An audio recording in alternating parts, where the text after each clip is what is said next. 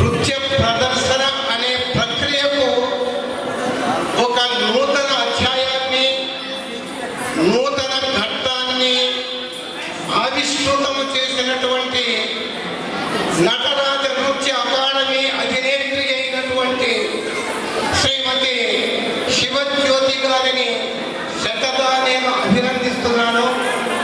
ఇది ఒక నూతనమైనటువంటి ప్రక్రియ.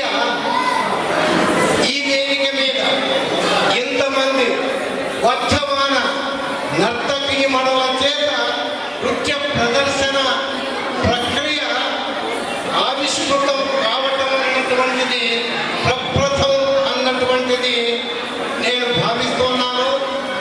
దాదాపుగా 24 సంవత్సరాల నుండి ఈ వేదిక మీద అనేకమైనటువంటి నృత్య ప్రదర్శనలు ఆవిష్కృతమయ్యాయి. కానీ ఇంత ఎక్కువ సంఖ్యలో ఇంత నూతన ఆవిష్కరణ జరగటం అన్నటువంటిది ఇది ప్రకృతము.